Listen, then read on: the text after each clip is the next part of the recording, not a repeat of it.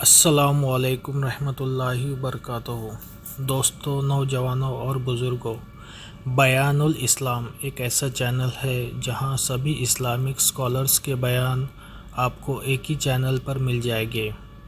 ہم سن رہے ہیں قصص الانبیاء، مدرس شیخ مکی الحجازی۔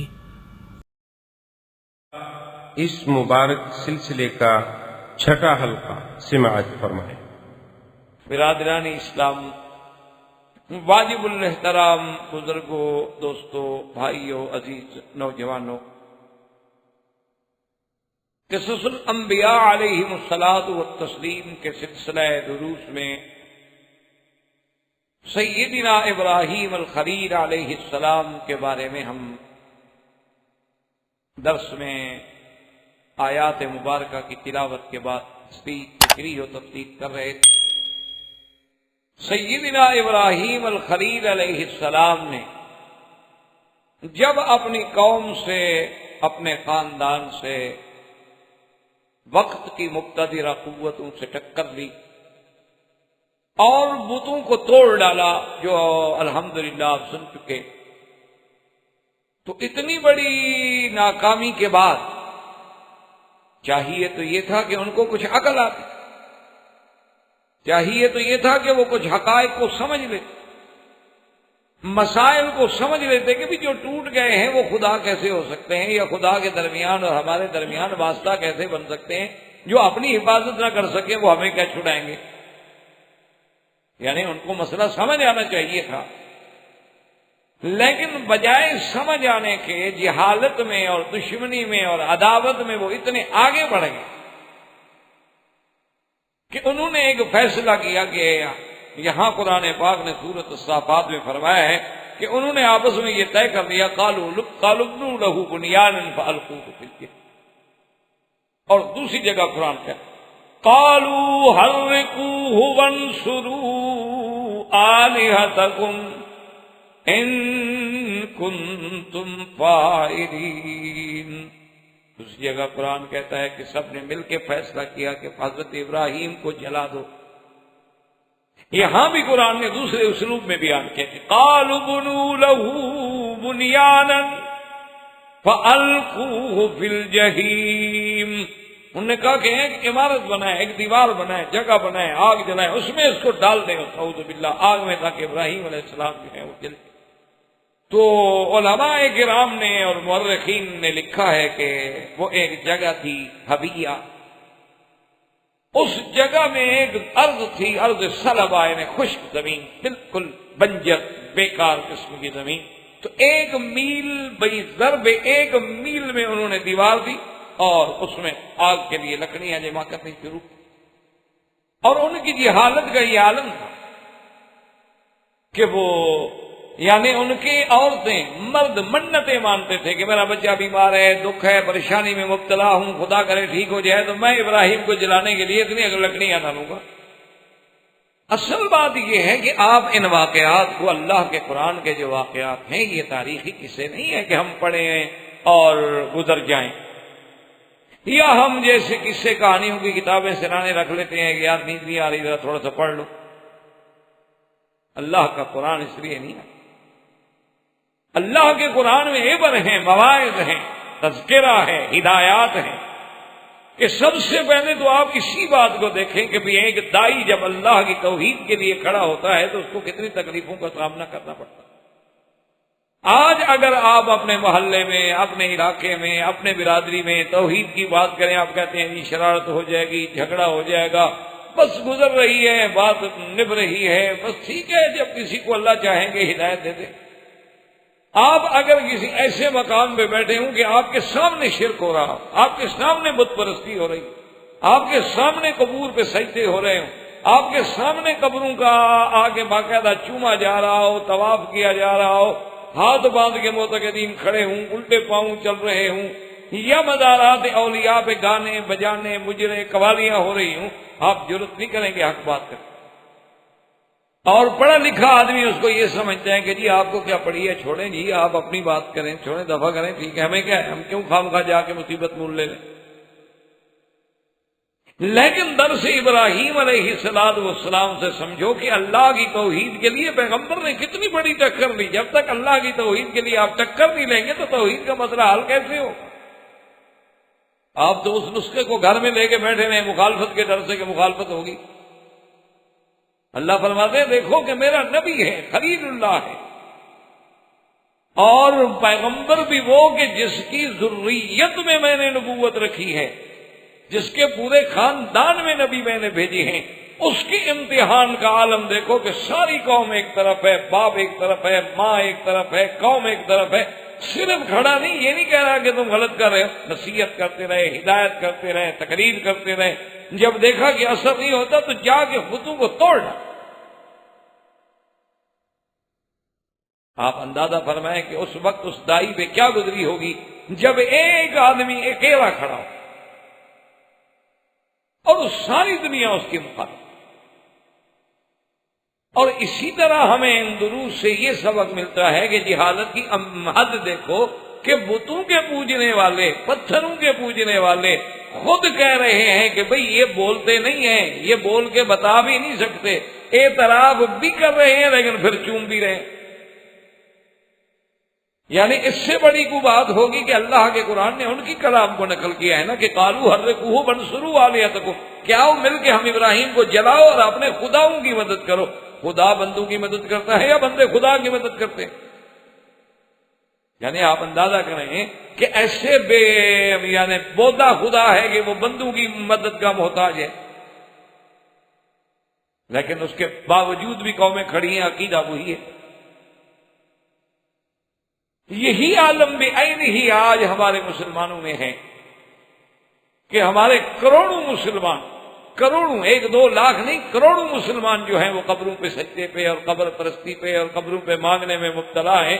حالانکہ ان کو پتا ہے کہ ان کو دفن ہم نے کیا ہے، ان کی قبریں ہم نے کھودی ہیں، ان پر روزے ہم نے بنائے ہیں، ان کے مدار ہم نے بنائے ہیں، یہاں پر مسجدیں ہم نے بنائی ہیں، ان سارا انتظامات ہم نے کیا ہے. تو سارے انتظامات ہم کر رہے ہیں لیکن اب مشکل کشا وہ ہو گئے. وہی عالم ہے کہ بھئی جو اس دور میں جہالت تھی، جو نوح علیہ السلام کے زمانے میں جہالت تھی، جو ابراہیم علیہ السلام کے زمانے میں جہالت تھی، جو سرکار دو عالم صلی اللہ علیہ وسلم سے پہلے جہالت تھی، وہی آج بھی موجود ہے. یعنی آپ بڑے بڑے لکھے، چلو بھی ٹھیک ہے، آپ کہہ سکتے ہیں بھی ہمارے لوگ کچھ جاہل ہوتے ہیں، ٹھیک، چلو زیادہ پڑھے لکھے نہیں. اچھا بھی ہندو جو ہیں ان میں بھی اکثریت جاہلوں کی، لیکن یہودی نصرانی تو پڑھے لکھے ہیں. ان کا تو عام بندہ بھی جاہل نہیں ہوتا، ان کے یہاں تو تعلیم لازمی ہے. ان کو تو اب آپ انہی کے بارے میں دیکھ لیں کہ ان کے مذہب کا کیا عالم ہے کہ آپ 1 ہفتہ گناہ کرتے رہیں اور پادری کے سامنے آ کے اپنے گناہوں کا اقرار کر دیں، وہ معاف کر دیں. یعنی آپ اندازہ فرمائیں کہ گناہوں کی معافی کا چارج جو ہے وہ پادری صاحب کے پاس ہے، اور پادری خود بھی چاہے وہ گناہوں میں مبتلا ہو. اور کتنا عجیب سا عقیدہ ہے کہ جی ہم صلیب کی اس لیے قدر کرتے ہیں، ہم نے گلے میں رکھی ہوئی ہے، ہم جیب پر نشان بناتے ہیں، گھر سے نکلنے سے پہلے ہم کراس کا نشان بناتے ہیں کہ عیسیٰ علیہ السلام کو جو صلیب دیا گیا نا، اس کو ہم یاد کر رہے ہیں کہ عیسیٰ علیہ السلام جو ہے وہ سولی پہ چڑھ گئے اور ہمارے سارے گناہوں کا کفارہ کر گئے. وہ اللہ کے بندے جب سولی پہ چڑھ گئے، جو اپنی ذات کو نہیں بچا سکے تمہیں کیا بچائیں گے؟ ان کو بھی سمجھ نہیں آتا. تو اس لیے اب آپ ان قرآن کے ان واقعات کو جب پڑھیں تو اس میں ذرا غور کریں اور ایک آیت کو بار بار پڑھیں. ایک دفعہ نہیں، آپ 3-4 آیتیں مثلا پڑھیں لیکن ان کو بار بار پڑھیں.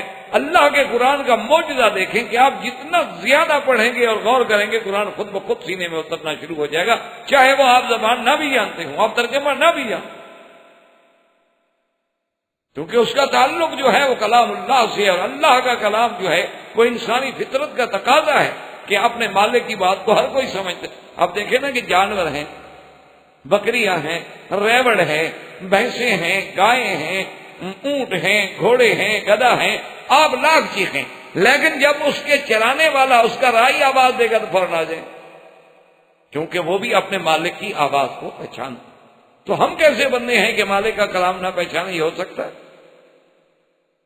فرق صرف اتنا ہے کہ قرآن کے آداب ہیں کہ آپ باوضو ہوں، آپ کسی صاف ستھری جگہ پہ بیٹھے ہوں، اگر آپ کا بستر ہے تو چادر جو ہے پاک ہو، اور سامنے آپ قرآن کھول کے اور ایک آیت کو آپ بار بار پڑھیں اور اس پہ غور کریں اور اللہ سے دعا مانگیں کہ میرا مولا ہم تو اجمی لوگ ہیں، یہ تیرا کلام ہے اور عربی زبان میں ہے، ہم اس کے حقائق کا ادراک تو نہیں کر سکتے لیکن کچھ نہ کچھ تو ہمیں سمجھ آ جائے۔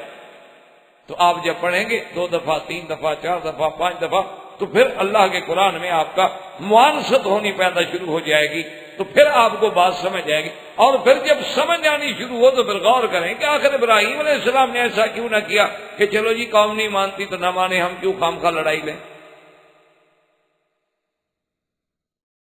نہیں مانتی نہ مان۔ جیسے آج کل ہمارے ہاں محاورہ ہوتا ہے نا جی تو اپنی نبیڑ تینوں ہور نال کی، یعنی تم اپنی نبیڑتے رہو، تمہیں کیا دوسرا کیا کرے۔ اسلام یہ نہیں چاہتا، اسلام نے تو تمہیں خیر امت بنا کے بھیجا، اور پھر قرآن اسی لیے تو آیا ہے کہ ہم غور کریں کہ دیکھو اب ابراہیم علیہ السلام اکیلے ہیں اور پوری قوم ایک طرف، اور آگ جلا دی گئی، اور آگ اتنی تیز ہے کہ ابراہیم علیہ السلام کو ڈالنے کا مسئلہ ہے کہ کیسے ڈالا جائے۔ تو حیدن نام کا ایک آدمی تھا جس نے سب سے پہلے دنیا میں منجنیق ایجاد کی۔ اب تو خیر منجنیق سے بھی اور چیزیں آ گئی، اب تو دنیا میں بڑی بڑی چیزیں آ گئی، میزائل آ گئے، لانچر آ گئے، جہاز آ گئے، کیا کیا بلائیں آ گئے۔ اس دور میں بہرحال یعنی منجنیق جو ہے یہ ایک بڑی نئی چیز سمجھی جاتی تھی جس کا وجود ہی کوئی نہیں تھا۔ تو منجنیق بنانے کے بعد سیدنا ابراہیم علیہ السلام کو اس منجنیق کے اندر بٹھا دیا گیا، اور طریقہ اس کا یہ تھا کہ ہم اس کو کھینچیں گے رسیوں کو، اور 4 رسیاں باندھی ہوئی تھی بھی، جب اس کو بہت بڑا لمبا جھولا دیں گے تو پھر 2 رسیاں کھینچیں گے تو وہ الٹ جائے گی اور ابراہیم علیہ السلام جو ہے وہ آگ پہ چلے۔ اب آپ اسی منظر کو ذرا آنکھوں میں رکھ کے دیکھیں کہ کیا عالم ہوگا کہ سامنے آگ جل رہی اور آدمی منجنیق میں بیٹھا، اور اسے پتا ہے کہ 2 منٹ کے بعد مجھے جلا دے گی آگ، لیکن اس کے باوجود دیکھو بات تو صرف اتنی تھی نا کہ وہ منجنیق میں بیٹھے بیٹھے بھی کہہ دیتے اپنی قوم سے، برادری سے، اس وقت کے جباروں سے کہ بھائی میں معافی مانگتا ہوں، آئندہ میں آپ کو نہیں چھیڑوں گا، ٹھیک وڈرا کرتا ہوں۔ تو کیا کہتے ہو؟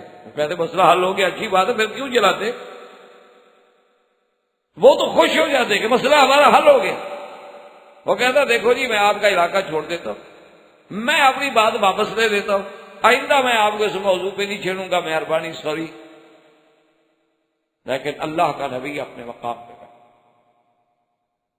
کہ جب میں حق پر ہوں تو مجھے پھر ڈرنے کی کیا، جب میں ایک اچھا کام کر رہا ہوں، میں اللہ کی توحید کا اس بات کر رہا ہوں، میں شرک کو مٹا رہا ہوں، میں قوم کو جہنم سے نکال رہا ہوں، بچانے کی کوشش کر، پھر مجھے کیوں ڈر؟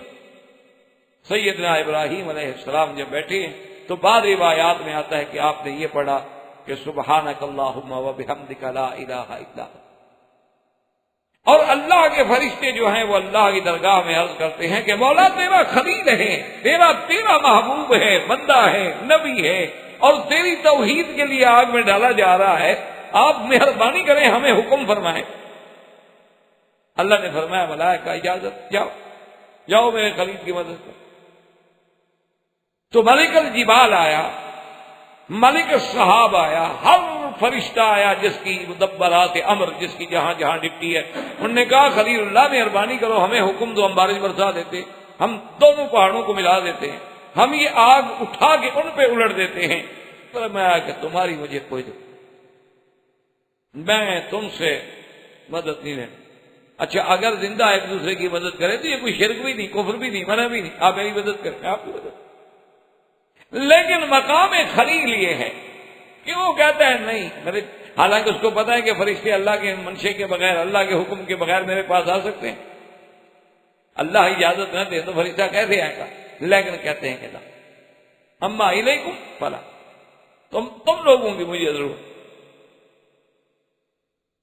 اس کے بعد جبریل علیہ السلام آتے ہیں، جبریل علیہ السلام آگے عرض کرتے ہیں کہ خلیل اللہ میں تو آپ کا اور اللہ کے درمیان میں واسطہ ہوں، ہمیشہ وحی لے کے آنے والا، ہر نبی کی خدمت میں حاضر ہونے والا، اور آپ جانتے ہیں کہ اللہ نے مجھے کتنی قوتوں اور طاقتوں سے نوازا ہے، آپ مجھے فرمائیں میں آپ کی کیا خدمت کر سکوں؟ فرمایا اما الیک فلا حاجت لی، آپ کی بھی مجھے ضرورت ہے۔ جبریل کو جواب دے رہے ہیں۔ اسی میں آپ سوچیں کہ ہمیں تو کوئی خواب میں بھی آواز نظر آ جائے تو پتہ نہیں ہم کیا کرتے۔ یہ تو سامنے جبریل کھڑا ہے کہ جناب حکم، اور پھر ابراہیم علیہ السلام کو یہ شبہ بھی نہیں کہ پتہ نہیں جبریل میری مدد کر سکے گا کہ نہیں کر سکے گا، یا جبریل علیہ السلام کی طاقت میں بھی ہے کہ اس آگ کو بجھا دے یا الٹ دے۔ ان کو یقین ہے کہ جو کریہ سدوم جیسی چیزیں جو ہیں ایک پر پہ اٹھا کے لے جا سکتا ہے آسمانوں تک، یہ کیا چیز؟ لیکن فرمایا آپ کی بھی ضرورت نہیں۔ اور بعض علماء مفسرین نے یہ بھی لکھا ہے کہ جبریل علیہ السلام نے عرض کیا، اس نے کہا ابراہیم الخلیل کم از کم اپنے اللہ سے تو مانگو، اس سے تو مانگ لو۔ تو سیدنا ابراہیم الخلیل مسکرائے اور فرمایا کہ جبرائیل مجھے یہ بتاؤ میرے اللہ کو پتہ ہے یہ ہو رہا ہے جو کچھ؟ انہوں نے کہا پتہ ہے۔ انہوں نے کہا اللہ کے حکم کے بغیر آگ جل سکتی ہے؟ انہوں نے کہا نہیں جل سکتی۔ تو اس نے کہا اللہ میاں اگر ہمیں جلانے پر راضی ہیں تو ہم بھی جلنے پہ راضی ہیں، الخلیل راض اللہ حکم الجلیل، ہم تو اپنے رب جلیل کے ہر منشے پہ راضی ہیں، اگر ان کا فرمان اور ان کا منشا یہ ہے کہ ہم جل جائیں تو بس۔ ایک عجیب بات ابراہیم علیہ السلام نے کی جس کا کتابوں میں ذکر ہے، عجیب بات انہوں نے کی ہے۔ کہتے ہیں کہ اللہم انت واحد فی السماء وَأَنَا وَاحِدٌ فِي الْأَرْضِ أَعْبُدُكَ، میرا اللہ یہ منظر عجیب ہے، تو اپنے ملک میں آسمانوں میں اکیلا ہے، اور آج زمین میں میں بھی اکیلا ہوں، تیری عبادت کرنے والا اور کوئی نہیں، ایک اکیلا بیٹھا ہوں آپ کی مرضی اور آپ کے ہر حکم پہ راضی۔ اس کے بعد جب کفار نے حکم دیا اور فیصلہ کیا کہ منجینیق سے پھینکے، تو اللہ پاک فرماتے ہیں کہ پھر ہم نے بھی فرشتوں کو نہیں کہا کہ جائیں، ہم نے بھی پھر براہ راست حکم جاری کیا، جس کو قرآن نے سورۃ صافات میں ذکر فرما دیا ہے، اور دوسری آیت میں بھی فرمایا کہ قُلْنَا يَا نَارُ كُونِي بَرْدًا وَسَلَامًا عَلَىٰ إِبْرَاهِيمَ۔ اللہ فرماتے ہیں ہم نے حکم دیا آگ کو کہ تم ٹھنڈی ہو جاؤ، بردن و سلامن، اور ٹھنڈی ایسی نہیں کہ میرے ابراہیم کو ٹھنڈا کی تکلیف ہو۔ آپ نے دیکھا ہے نا کہ کبھی کبھی سردی زیادہ ہو تو پھر بھی تو تکلیف ہے، اور اگر سردی اور زیادہ ہو تو زمہریر ہے، وہ تو آگ سے بھی زیادہ تکلیف ہے۔ اس لیے فرمایا بردن و سلامن علی ابراہیم، ابراہیم پہ ٹھنڈی ہو جا۔ حضرت ابن عباس فرماتے ہیں کہ یہ اللہ کا شان ہے کہ اللہ نے آگ کو حکم دیا اور ساتھ پابند کر دیا کہ علی ابراہیم، اگر اللہ آگ کو ابراہیم کی قید نہ لگاتے تو پوری دنیا کی آگ ٹھنڈی ہو جاتی۔ اور پھر آگ نے عجیب منظر ہے کہ جب حکم ملتا ہے تو آگ صرف ان رسیوں کو تو جلا رہی ہے کہ حضرت ابراہیم علیہ السلام کے کپڑے بھی اتارے گئے اور باندھا بھی، تاکہ کسی طرح بھی نکل کے بھاگ نہ سکے، کسی طرح بھی اپنے آپ کو بچاؤ نہ کر سکیں، اپنا دفاع بھی نہ کر سکیں، ہاتھ بندھے ہوئے ہیں، کپڑے اترے۔ اسی لیے سرکار دو عالم صلی اللہ علیہ وسلم نے فرمایا اول من یقصی یوم القیامت ابراہیم، ہم نے فرمایا سب سے پہلے قیامت والے دن قبروں سے اٹھنے کے بعد جس کو لباس پہنایا جائے گا ابراہیم علیہ السلام۔ صحابہ نے پوچھا کہ کب لگا یا رسول اللہ، آپ سے بھی پہلے؟ ہم نے ہاں مجھ سے بھی۔ صحابہ نے پوچھا حضور کیسے؟ فرمایا کہ اللہ کی توحید کے لیے دنیا میں ان کے کپڑے اتارے گئے تھے، آج اللہ بدلہ دیں گے کہ ساری کائنات کھڑی رہے پہلے میرے ابراہیم کو لباس پہنے۔ تو ابراہیم علیہ السلام جب آگ میں ڈالے گئے تو صحیح روایات میں بخاری میں بھی موجود ہے، تو اس وقت زبان پہ کیا کلمہ تھا؟ کہا حسبنا اللہ، حسبنا اللہ ونعم الوکیل۔ اور یہی وہ کلمہ ہے جو میرے محبوب نے، سرکار دو عالم نے اور صحابہ نے جنگ احد کے موقع پہ کہا تھا کہ جب ان کو خبر دی گئی کہ ان الناس قد جمعوا لكم فاخشوهم فزادهم ایمانا وقالوا حسبنا الله ونعم الوکیل فانقلبوا بنعمة من اللہ وفضل لم يمسسهم سوء. صحابہ نے بھی اور حضور نے بھی احد میں کیا پڑھا تھا کہ حسبنا اللہ. اور بی بی عائشہ پہ جب تہمت لگی اور بی بی عائشہ کو جب پتہ لگا کہ لوگ میرے بارے میں یہ کہہ رہے ہیں تو سب سے پہلے ان کی زبان پہ بھی یہ کلمہ آیا حسبنا اللہ ونعم الوکیل. اس لیے یاد رکھیں علماء نے لکھا ہے کہ کتنی بڑی مصیبت ہو، کتنے بڑے آپ امتحان میں مبتلا ہو جائیں، کتنے اللہ معاف کرے آپ کے خلاف یعنی بادل بن جائیں مخالفتوں کے، لیکن اس کلمے کی ایسی برکت ہے کہ اگر آپ یقین کامل کے ساتھ پڑھیں گے تو ساری بلاؤں کو اللہ تبارک و تعالیٰ ٹال دے. اسی لیے بعض علماء کرام نے محض اس کلمے پر کتابیں لکھی، یعنی حسبنا اللہ ونعم الوکیل کے فضائل، حسبنا اللہ ونعم الوکیل پڑھنے کے فوائد پہ باقاعدہ مؤلفات ہیں، باقاعدہ کتابیں لکھی گئی ہیں. اور البتہ یہ بات ضرور ہے کہ بعض بزرگ کہتے ہیں 300 دفعہ پڑھیں، بعض کہتے ہیں 313 دفعہ پڑھیں، بعض کہتے ہیں 500 دفعہ پڑھیں، بعض کہتے ہیں 600 دفعہ پڑھیں. تو مختلف پڑھنے کے تو طریقے ہو سکتے ہیں، لیکن اس میں تو کسی کا اختلاف نہیں ہو سکتا ہے کہ جب یہ آدمی کلمہ پڑھے اور خدا پہ یقین کامل ہو تو اللہ تبارک و تعالیٰ اس کو سرخرو فرماتے ہیں اور ہر مصیبت سے بچا دیتے ہیں. اگر سیدنا ابراہیم الخلیل کی زبان مبارک سے نکلا تو یہی کلمہ نکلا. اور سرکار دو عالم صلی اللہ علیہ وسلم سیدنا محمد الرسول اللہ اور آپ کے صحابہ کی زبان سے کلمہ نکلا تو یہی نکلا حسبنا اللہ ونعم الوکیل. اور سیدہ عائشہ صدیقہ رضی اللہ تعالی عنہا پر جب اتنا بڑا مسئلہ افق پیدا ہوا تو ان کی زبان سے بھی یہی کلمہ نکلا حسبنا اللہ ونعم الوکیل. تو سیدنا ابراہیم علیہ السلام کو جب آگ میں ڈالا گیا تو اللہ کی شان دیکھیں کہ آگ نے رسیاں تو جلا دی لیکن ابراہیم علیہ السلام کچھ نہیں. اور بعض روایات میں ہے کہ وہ جبریل علیہ السلام ساتھ کھڑے، یعنی اس وقت بھی ساتھ کھڑے ہیں اور ابراہیم علیہ السلام کی پیشانی سے پسینہ پہنچ رہے ہیں. صرف اتنی احساس ہوا کہ پسینہ آ گیا روشنی. اور اس آگ میں 1 دن نہیں، 2 دن نہیں، 3 دن نہیں، بعض روایات کے مطابق 40 دن اور بعض روایات کے مطابق 50 دن ابراہیم علیہ السلام نے گزارے. اور سیدنا خلیل فرماتے تھے انعم ایام لی، سب سے بہترین میری زندگی کے جو دن تھے وہی تھے جب میں آگ میں تھا. کہ جنت کا کھانا، جنت کی نعمتیں، جنت کی پوشاک، جنت کا لباس اور سیدنا ابراہیم علیہ السلام کی راحت. تو آپ کی کتابوں میں یہ بھی آتا ہے کہ آپ کی ماں آخر ماں ہے، کچھ ہے کافرہ ہے، باپ کے بیٹے کے عقیدے پہ نہیں لیکن بیٹا آگ میں ہو. تو جب ڈال دیے گئے تو باہر کھڑی کھڑی رو رہی ہے، آخر ماں ہے، آخر کچھ ہو جائے باپ ہے. جب ابراہیم علیہ السلام کو آگ میں ڈال دیا گیا تو باپ اور ماں دونوں باہر کھڑے ہو جاتے ہیں خفیہ مقام پہ اور رونا شروع کر دیتے ہیں کہ ہمارا بیٹا جل گیا. اللہ تبارک و تعالیٰ نے حکم دیا ملائکہ کو کہ ان کے سامنے ابراہیم علیہ السلام تک حجاب ہٹا دو آگ کے کہ اپنی آنکھوں سے دیکھ لیں کہ ابراہیم بیٹھے. جب ان حجابات کو ہٹایا گیا تو اس لیے علماء نے لکھا ہے کہ اعجب کلمۃ قالہا ابو ابراہیم، کہ سب سے عجب کلمہ ہے جو انہوں نے کہا. کہنے لگے کہ نعم الرب رب ابراہیم، کہ ابراہیم رب تو تیرا رب ہے جس نے تیری آگ میں بھی حفاظت. اور ماں جب رونے لگی اور ماں نے فریاد کی تو اللہ نے حکم دیا کہ اس کی ماں کے لیے، کیونکہ ماں دور سے چیختی ہے روتی ہے، کہتی ابراہیم ایک دفعہ تو مجھے اندر آنے دو، میرے لیے بھی دعا کر دو، میں ایک دفعہ تو بیٹے کو مل لوں. تو ابراہیم علیہ السلام نے دعا کی، اللہ نے حکم دیا کہ داخل ہو، آگ کو مت جلاؤ.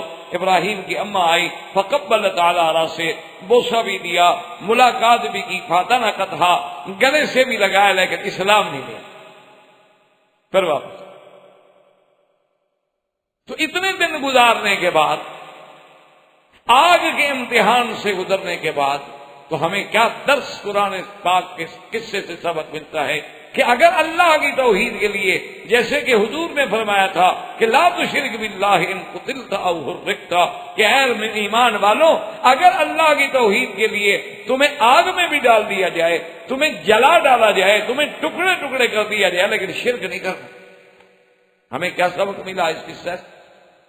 یہی وہ بات تھی نا آخر جس نے سیدنا بلال رضی اللہ تعالی عنہ کو تڑپنے پہ مجبور کر دیا کہ تڑپ رہے ہیں، انگاروں پہ ڈالا جا رہا ہے، آگ پہ ڈالا جا رہا ہے، سینے پہ پتھر رکھے جا رہے ہیں، کوڑے برسائے جا رہے ہیں، اور اسی شدت عذاب میں بلال بے ہوش ہو جاتے ہیں۔ لیکن جب ہوش آتا ہے تو زبان پہ ایک ہی بات ہے، احد احد۔ تو سیدنا ابراہیم علیہ السلام آگ سے بھی نکلا۔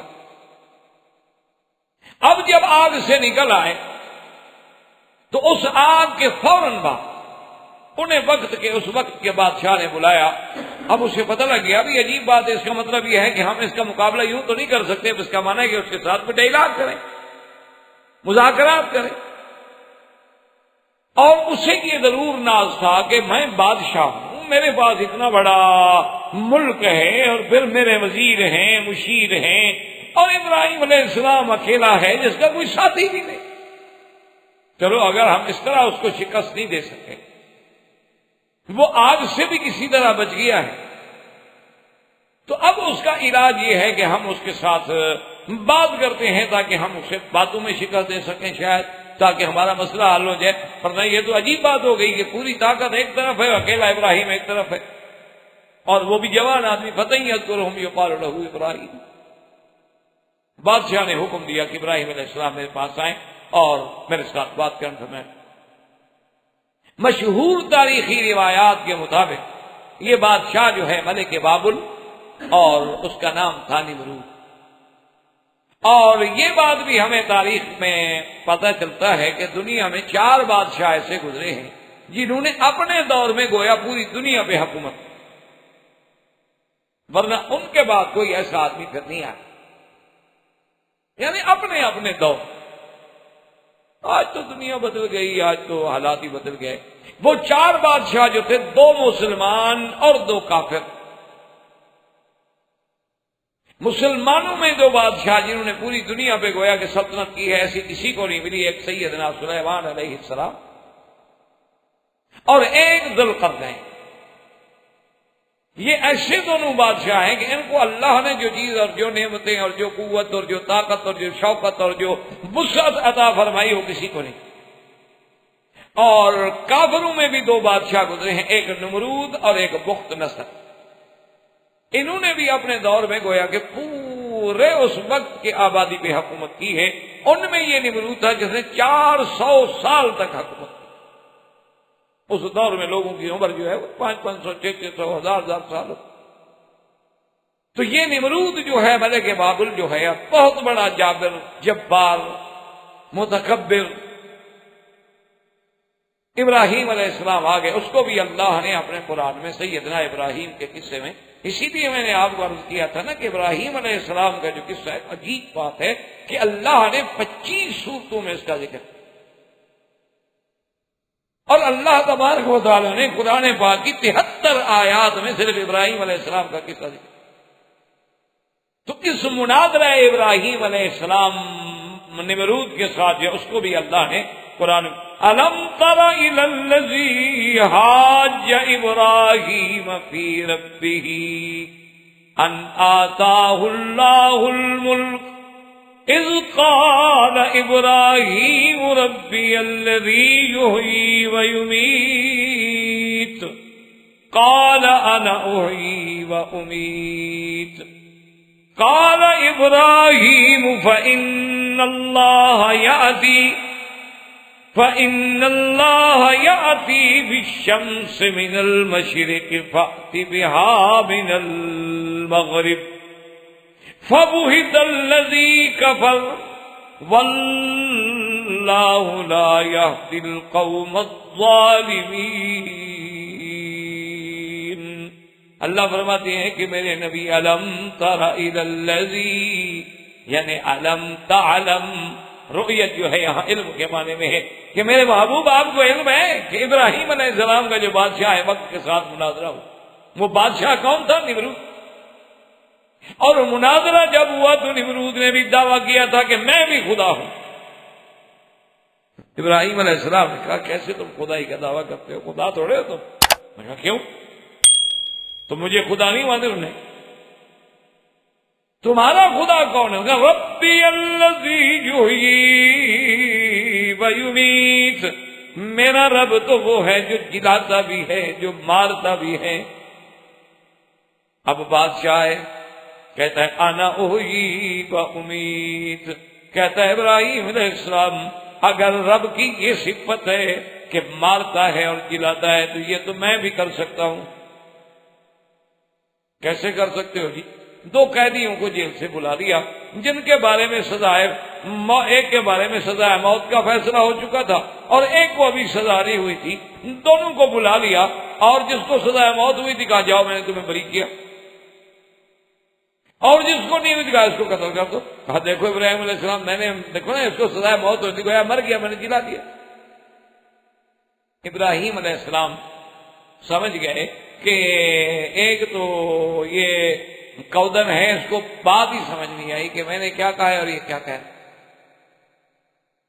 بھائی مارنا اور جلانا یعنی کسی چیز کو زندہ کرنا، جلانا، اس میں حیات ڈالنا کہ بندہ کچھ نہیں، لیکن اللہ نے ایک بچے کو پیدا کر دیا، یہ احیاء ہے. اور پھر اس کو موت دینا، یہ کہے کہ قیدی کو چھوڑ دینا ہے، کسی کو سزا موت دے دینا. ایسے تو پھر ایک عام بچہ جو ہے وہ بھی کبھی تلوار لے کے نکر میں کھڑا ہو جائے، گزرے اس کو مار ڈالے، ہو گیا میں بھی خدا ہوں اس لیے کہ میں نے مار دیا. یہ کیا بات؟ اس طرح تو سانپ بھی کسی کو ڈنگ مار کے مار دے تو سانپ بھی خدا ہو گیا. ہر زہریلی چیز جو ہے وہ کسی کو مار دے وہ بھی سانپ، وہ بھی خدا ہو گیا. اچھا شیر آئے دیکھے بندہ کھڑا ہے، اچھا جی نہیں کھاتے، واپس چلا جائے، بچا دیا، اس نے بھی بچا دیا. یہ کیا بات؟ تو حضرت ابراہیم علیہ السلام سمجھ گئے کہ یہ کرسی پر تو بیٹھا ہے کودن. عقل ہوتی تو کوئی خدا بنتا بڑا بندہ. اگر عقل ہوتی تو کوئی آدمی خدائی کا دعویٰ کر سکتا ہے. جو صبح شام لیٹرین میں اپنی گندگی پہ بیٹھتا ہو وہ بھی خدا ہوتا ہے. اسی لیے حضرت علی رضی اللہ تعالی عنہ نے کیا بات فرمائی ہے، اللہ ان کی شان کو اور زیادہ بلند فرمائے رضی اللہ عنہ وارضاہ. فرماتے تھے کہ مجھے تو سمجھ نہیں آتی کہ انسان کیسے تکبر کرتا ہے اور کیسے اکڑتا ہے اور بڑا بنتا ہے. اولہ نطفۃ وآخرہ جی. فرماتے تھے کہ اس کی ابتدا کیا ہے؟ گندا پانی، بدبودار، مہین، حقیر، کپڑے کو لگ جائے تو آدمی کو نیند نہ آئے گا. اور آخر انجام کیا ہے؟ جیفا، یعنی مر جائے اس کو رکھ دو. کتنے دن رکھیں گے آپ تلاجے میں نہ رکھیں، ایسے رکھ کے دیکھ لیں کہ چلو جی ہمیں ابا سے پیار ہے، 2-4 دن رکھتے ہیں گھر میں. سارا محلے والے آ جائیں ڈنڈے لے کے کہ جی نکالو، کیا بدبو ہو گئی، کیا عذاب آ گیا. تو فرمایا اول جس کا نطفہ ہے اور انتہا جس کی جیفا ہے وہ کیسے اکڑتا ہے اور تکبر کرتا ہے کہ میں کس بات کی. اور ایک اور جگہ فرماتے ہیں حضرت علی رضی اللہ تعالیٰ عنہ، فرماتے اولہ نطفۃ، ابتدا کیا ہے؟ نطفہ. اور درمیان کیا ہے؟ فرماتے ساری زندگی پیٹ میں اٹھا کے کیا پھر رہا ہے؟ گندگی کا ذرا. اور موت کے بعد کیا ہے؟ جیفا. تو اکڑ کس بات؟ اور اسی طرح سیدنا علی رضی اللہ تعالیٰ عنہ نے ایک عجیب بات فرمائی ہے. سیدنا علی عجیب بات کیسے نہ کریں جو دنیا کا اللہ کے نبی کے بعد تیسرے نمبر پہ خطیب گزرے ہیں. سیدنا علی تیسرے نمبر کا خطیب ہے پوری دنیا میں اللہ کے نبی کے بعد. اتنا بڑا آدمی ہے، اتنا پڑھا لکھا آدمی ہے. تو سیدنا علی رضی اللہ تعالیٰ عنہ فرماتے تھے کہ مجھے حیرت ہوتی ہے انسان کے تکبر کرنے کے بعد، جناب میں ایسا اور میں افسر اور میں بھئی اللہ نے انسان بنایا ہے تو تواضع اختیار کرو، انکساری اختیار کرو، عزت اختیار کرو تاکہ اللہ تمہیں اور شان دے، اللہ تمہیں اور عظمت دے، اللہ تمہیں اور عزت دے. تم جتنی جھکو گے اور اٹھو گے. آپ نے دیکھا ہے نا کہ جس درخت پہ، جس شاخ پہ ثمر لگا ہوا وہ شاخ ہمیشہ جھکے، اور جس درخت پہ کچھ نہ ہو ٹنڈ منڈ کھڑا ہوگا اکڑ کے. دیکھ لیں آپ جا کے ہر وہ شاخ جس میں ثمر لگا ہو جب جائے اسے لازماً جھکنا. تو حضرت علی رضی اللہ تعالیٰ نے کیا جی بات فرمائی. فرمایا مجھے حیرت ہے کہ انسان سب سے اعلیٰ غذا انسان کی کیا ہے؟ شہد. اور فرمایا وہ شہد کیا ہے؟ ایک کیڑے کا فضلہ ہے، گندگی ہے کیڑے کی. شہد کی مکھیاں گندگی نکالتی ہیں نا، وہی تو شہد ہے، اور کیا ہوتی ہے؟ آتی ہیں جو نکالا وہ شہد ہے. کہا اس کی اعلیٰ ترین غذا جو ہے وہ ایک مکھی کا گند ہے. اور کہنے لگے اس کا اعلیٰ ترین لباس کیا ہے جی؟ فلاں آدمی بڑا آدمی ہے جی، ریشمی کپڑے پہنتا ہے. ریشم کیا ہے؟ کیڑے کا گند ہے. پر میں اس کا اعلیٰ لباس کیا ہے؟ وہ بھی کیڑے کی گندگی. اعلیٰ خوراک کیا ہے؟ وہ بھی کیڑے کی گندگی. اور خود اٹھا کے کیا پھر رہا ہے؟ وہ بھی گندگی. مرنے کے بعد کیا بن جانا ہے؟ وہ بھی گندگی. اور اس کے بعد بھی کہے کہ میں خدا ہوں. اس لیے سیدنا ابراہیم علیہ السلام سمجھ گئے کہ کرسی پہ بیٹھا ہے، اور معلوم ہوتا ہے کہ حضرت جو ہیں اس کو تو سمجھ ہی نہیں. عجیب بادشاہ. اچھا ویسے خیر بادشاہ ہوتے ایسے ہیں، اللہ ماشاء اللہ. ہمارے یہاں تو عام محاورہ ہے، کہتے ہیں نہیں بادشاہ ہے بادشاہ آدمی.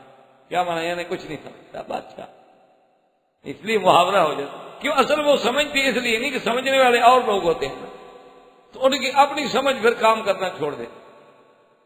وہ ہمارے یہاں ایک نواب آپ بہالپور تھے، انہوں نے اپنے مشیر کو حکم دیا کہ کچھ مجسٹریٹ بھرتی کرنے ہیں اور کچھ ان کے ریڈر اور کچھ کلرک کو. انہوں نے کہا ٹھیک.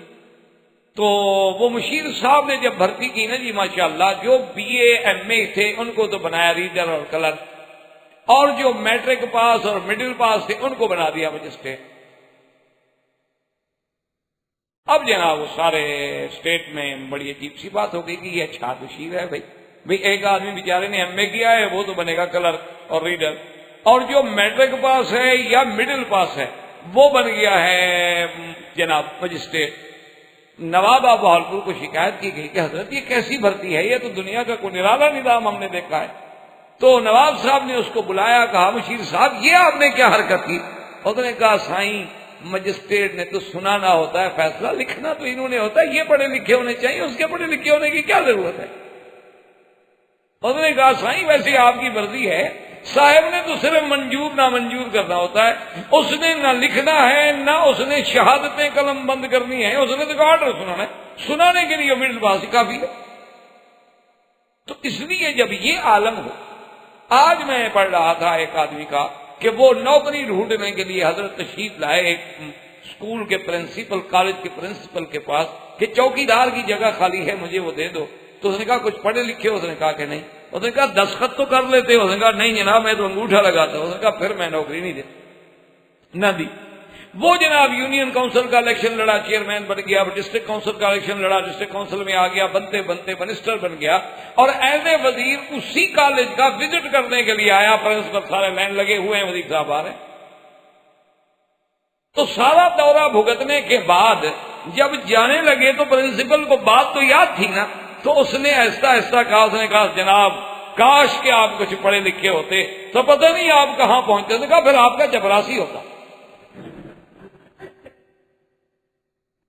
اس نے تو اس انداز میں کہ بھی میں اس کو یاد بھی دلا دوں اور برا بھی تو نہ سمجھے نا، وزیر ہے نا، نوکری سے نہ نکال. کہا سر آپ نے دیکھے نا کیسے ترقی کی ہے، اگر آپ پڑھے لکھے ہوتے تو پتہ نہیں آپ کیا بنتے. انہوں نے کہا پھر آپ کا چپراسی ہوتا، چوکیدار ہوتا. شکر ہے میں پڑھا ہوا نہیں تھا. تو جب یہ عالم ہو تو اس لیے ابراہیم علیہ السلام کو بات سمجھ آئی. انہوں نے کہا یہ تو سمجھا ہی نہیں، عجیب آدمی ہے، ایک قیدی کو چھوڑ دو بس میں مارتا ہوں جلاتا. تو اب ابراہیم علیہ السلام نے فرمایا کہ میں ایسی بات کروں ایک تو عامت الناس کو بھی سمجھ آئے. اس لیے علماء نے لکھا ہے کہ یہ بھی ہمیں درس ملتا ہے انبیاء سے کہ جب مناظرہ کر رہے ہو یا مقابلہ کر رہے ہو یا باطل کے ساتھ ٹکر لے رہے ہو تو ایسی بات کرو جو عامت الناس کو سمجھ. عامت الناس کی سمجھ میں اگر بات نہ آئے، جیسے حضرت حسین علی صاحب رحمۃ اللہ علیہ کا اور حضرت پیر مہر علی شاہ صاحب رحمۃ اللہ علیہ کا ایک مسئلے پہ مناظرہ ہو گیا. دونوں اپنے وقت کے جید عالم تھے. تو جب مناظرہ ہوا تو حضرت مولانا حسین علی صاحب نے قرآن کی ایک آیت پڑھی تو اس کا ترجمہ بیان فرمایا. تو پیر صاحب نے فرمایا کہ حضرت پہلے یہ بتائیں کہ یہ کون سی کلی ہے. تو حضرت حسین نے کہا پیر صاحب کیا کہہ رہے یہ کلی جزی کہاں سے نکل رہی؟ میں قرآن پڑھتا ہوں تم کلیاں نکال کے بیٹھے ہو. تو اس لیے بات یہ ہے آپ کلی جزی ایک باریک سی ایک علمی اصطلاح ہے، آپ لوگوں کو کیا پتا کہ کلی کیا ہے جزی کیا ہے. ذاتی کیا ہے، حقیقی کیا ہے، عطائی کیا ہے، حکمی کیا ہے، ان کو کیا پتا ہوتا ہے مصطلحات کا؟ ابراہیم علیہ السلام نے اب پھر وہ بات کی جو حسن ظاہراً بھی ہو، آپ نے فوراً حکم دیا، فرمایا اچھا کوئی بات نہیں، فَإِنَّ اللَّهَ يَأْتِي بِالشَّمْسِ مِنَ الْمَشْرِقِ فَأْتِ بِهَا مِنَ الْمَغْرِبِ۔ ایک تو وہ حران سارے بت پرست بھی تھے، آگ پرست بھی تھے اور نجوم پرست بھی تھے، سورج اور چاند کے بھی پوجا کر رہے ہیں۔ آپ نے فرمایا کہ میرا رب وہ ہے جو سورج کو روزانہ مشرق سے نکالتا ہے، اگر تو بھی خدا ہے تو ایک دن کے لیے کم از کم اس کے نظام کو الٹ دو، ایک دن کے لیے تو اس کو مغرب سے یوں گھما دو۔ ان اللہ یأتی بالشمس من المشرق فأت بها من المغرب فبہت الذی کفر واللہ لا یہدی القوم الظالمین۔ اب جب ابراہیم علیہ السلام نے یہ دلیل پیش کی تو کافر ہکا بکا رہ گیا، حیران ہو گیا کہ کیا جواب دوں۔ اللہ فرماتے ہیں کہ ہم ظالموں کو ہدایت نہیں کرتے، ہدایت تو ان کو ملتی ہے جو میرے آگے جھکنے والے ہوتے ہیں، جو حد سے نکلنے والے ہوں، تجاوز والے، ان کو تو ہدایت نہیں ملتی۔ اب کیا جواب دے، کہاں کیسے سورج کو پھیر کے لے آئے؟ لیکن ایک بات یاد رکھیں کہ اللہ کی شان دیکھیں کہ سرکار دو عالم صلی اللہ علیہ وسلم نے فرمایا ہے کہ علامات قیامت میں سے ایک علامت قیامت یہ بھی ہے کہ طلوع الشمس من مغربہا، کہ سورج جو ہے مشرق کے بجائے مغرب سے نکلے گا، مغرب سے طلوع ہوگا۔ اور حضور صلی اللہ علیہ وسلم نے فرمایا کہ اذا طلعت الشمس من مغربہا اغلقت ابواب التوبہ، کہ جب سورج مغرب سے نکل آئے تو اب توبہ کے دروازے بند، بس اب توبہ ختم۔ تو علماء نے کتنی بڑی اچھی بات، انہوں نے کہا اور بھی تو نشانیاں ہو سکتی تھیں، لیکن سورج کو مغرب سے کیوں نکالا جائے گا؟ انہوں نے کہا وجہ یہ ہے کہ اگر آج بھی کوئی جاہل یہ کہہ دے کہ بھئی نمرود تو سورج کو مغرب سے نہ نکال سکا، لیکن ابراہیم کے رب نے کبھی مغرب سے نکالا ہے؟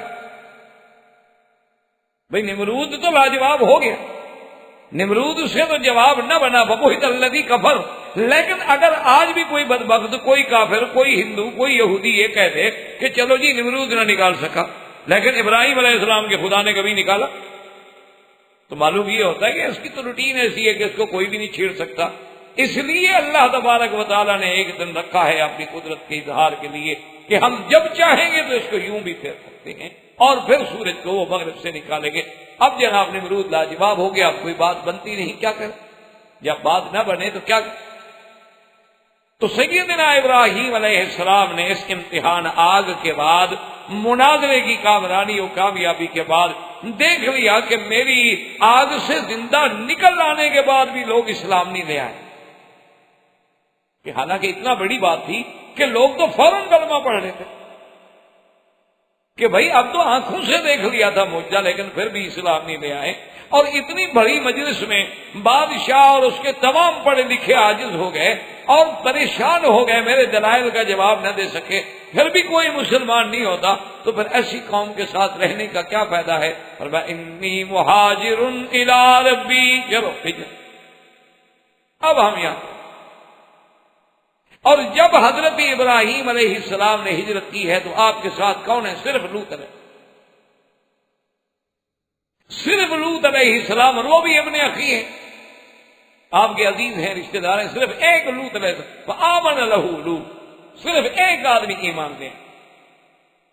تو اس درس میں بھی ہمیں یہ سبق ملتا ہے کہ کسی جگہ تم اللہ کی توحید بیان کر رہے ہو، عقیدہ بیان کر رہے ہو، محنت کر رہے ہو، یہ نہ گھبراؤ اگر ایک آدمی بھی مسلمان ہو جائے، ٹھیک ہے، اللہ کا نبی ہے، خلیل ہے، لیکن ایمان لانے والا ہے۔ تمہارا کام ہے کہ تم اپنے کام کرو، یہ نہ کہو کہ دیکھو جی ہم کیا کریں، اب میری تو ساری زندگی میں نے محنت کی، صرف ایک آدمی کو بات سمجھ آئی تو کوئی بات نہیں۔ اللہ کے پیغمبر حضور نے فرمایا مجھے پیغمبروں کو دکھایا گیا ہے ایسے بھی نبی ہوں گے قیامت والے دن جن کے ساتھ ایک بھی مسلمان نہیں ہوگا، ایسے بھی پیغمبر ہوں گے جن کے ساتھ 2 ہوں گے، 4 ہوں گے، 3 ہوں گے۔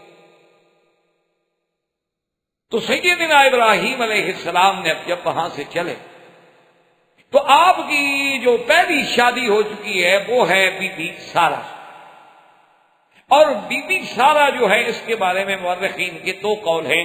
ایک قول تو یہ ہے کہ ملک حران کا جو اس زمانے میں بادشاہ تھا یہ ان کی بیٹی تھی، اور ایک قول یہ ہے کہ نہیں، ابنت عمہ ہاران ایک آدمی تھا جس کے نام پر حران کا علاقہ آباد ہوا، وہ حضرت ابراہیم علیہ السلام کا چچا تھا، اور ان کی بیٹی تھی۔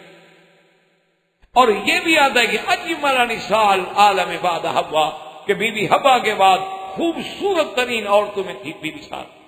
اللہ نے اتنا جمال عطا کیا۔ اب سیدنا ابراہیم علیہ السلام، سیدنا ابراہیم الخلیل علیہ السلام اپنی بی بی سارہ کے ساتھ ہجرت فرما کے شام کی طرف جا رہے ہیں۔ یہاں بھی یاد رکھ لیں کہ دو قول ہیں کہ آپ نے جب ہجرت کی من ارض بابل تو کدھر گئے؟ قرآن نے تو فرمایا ہے کہ ہم نے ان کو ازدا ہجرت کی الی الارض التي بارکنا، کہ انہوں نے ہجرت کی ایسی زمین کی طرف جس میں اللہ نے برکتیں رکھی۔ تو اب بعض مفسرین کرام رحمت اللہ علیہم کو یہ بھی دھوکا لگا کہ ابراہیم علیہ السلام نے ہجرت کی مکے کی طرف، کیونکہ مکہ ہی ارض مبارک ہے۔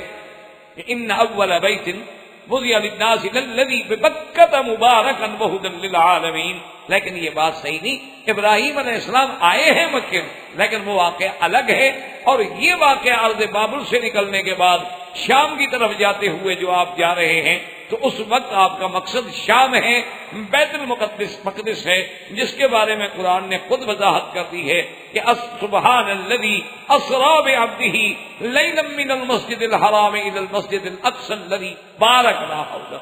تو یہ وہ جگہ ہے شام جس کی طرف سیدنا ابراہیم الخلیل علیہ الصلوۃ والسلام ہجرت کر کے جا رہے ہیں، اور آپ ہیں اور بی بی سارہ ہے، اور بعض روایات میں ہے کہ لوط علیہ السلام، اور بعض روایات ہمیں یہ بتلاتی ہیں کہ لوط علیہ السلام پھر آپ کی اجازت سے چلے گئے قریہ سدوم کی طرف، وہیں جا کے آباد ہو گئے۔ یہ قریہ سدوم جو ہے، یہ آج کل جسے آپ اردن کہتے ہیں، یہ آج کل اردن کے علاقے میں وہ جگہ ہے، اور اسی جگہ وہ دریا بھی موجود ہے، وہ جگہ بھی موجود ہے جسے بحر المیت کہا جاتا ہے، یعنی ایسا پانی کہ جس میں آج بھی کوئی زندہ چیز زندہ نہیں بچ سکتی۔ یہ وہ جگہ ہے جہاں لوط علیہ السلام کی قوم پہ اللہ کا عذاب۔ انشاءاللہ جب ہم لوط علیہ السلام کا یا واقعہ آئے گا تو پڑھیں گے انشاءاللہ۔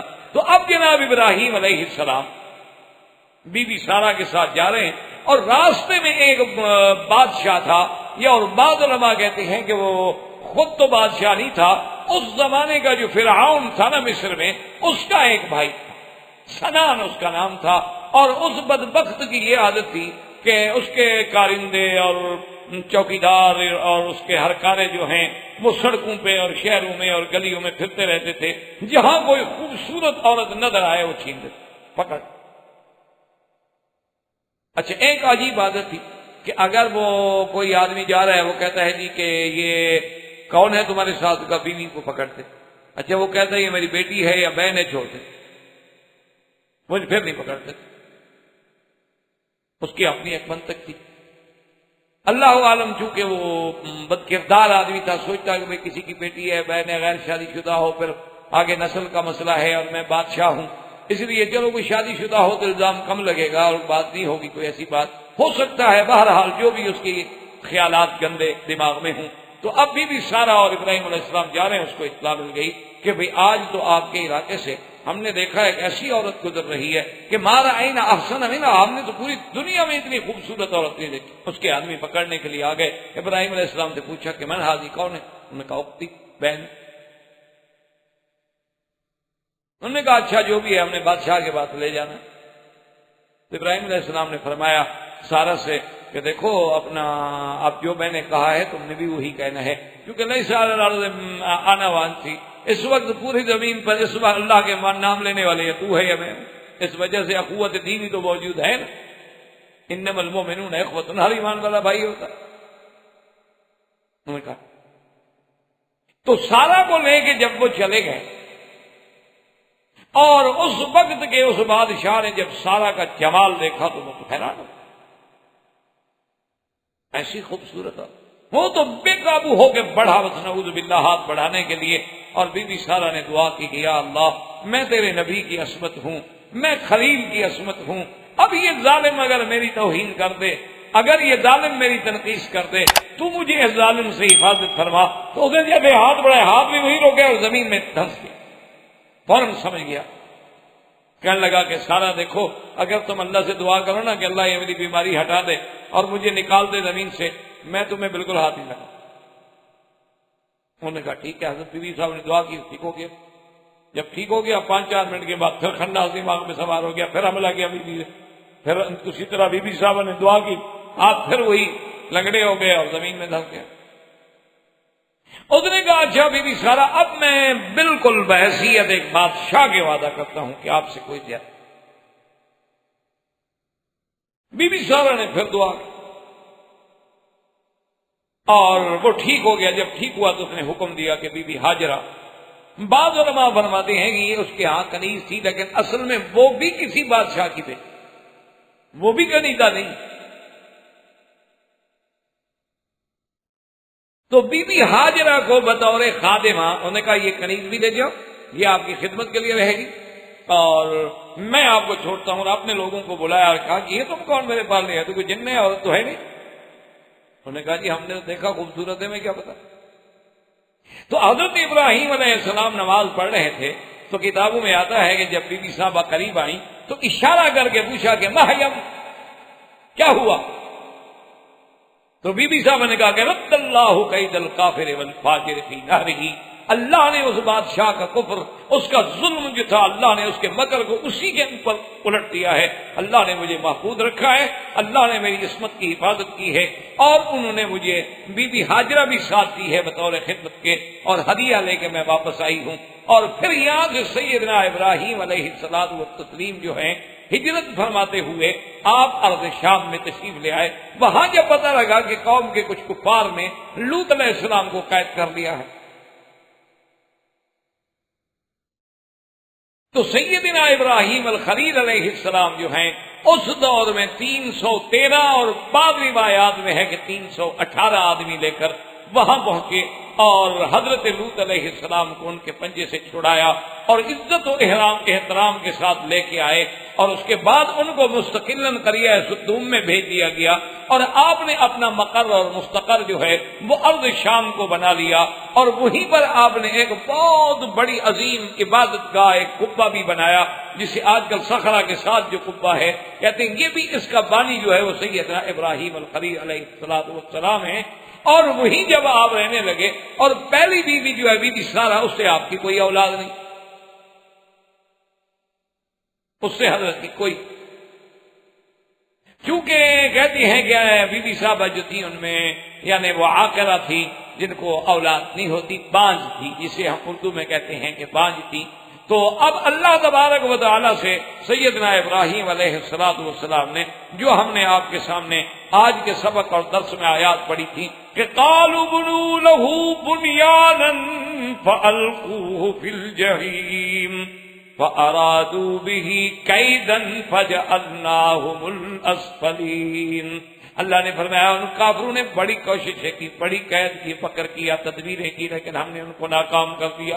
وقال انی ذاہب الی ربی سیہدین، آپ نے پھر ہجرت کی مناظرہ کے بعد، اور اس کے بعد دعا مانگی رب ھب لی من الصالحین فبشرناہ بغلام حلیم۔ اللہ سے دعا مانگی کہ یا اللہ مجھے بھی اولاد عطا فرما، یا اللہ مجھے بھی صالح اولاد عطا فرما، حلم و حوصلے والی اولاد عطا فرما۔ تو اب سیدنا ابراہیم علیہ السلام ہجرت کے بعد بی بی سارہ کے اس ابتلا کے بعد شام میں تشریف لے آئے، زندگی باقی تو بات باقی۔ واللہ تعالی اعلم وعلمہ اتم۔ برادران اسلام، واجب الاحترام بزرگوں، دوستوں اور بھائیوں، الحمدللہ کہ ان دروس پاک میں جن کا تعلق قصص الانبیاء علیہم الصلاۃ والتسلیم سے ہے، ہم سیدنا ابراہیم الخلیل علیہ الصلاۃ والسلام کے قصہ مبارک کے بارے میں پڑھ رہے تھے اور سن رہے. سیدنا ابراہیم علیہ السلام، جیسا کہ آپ نے دروس سابقہ میں سنا،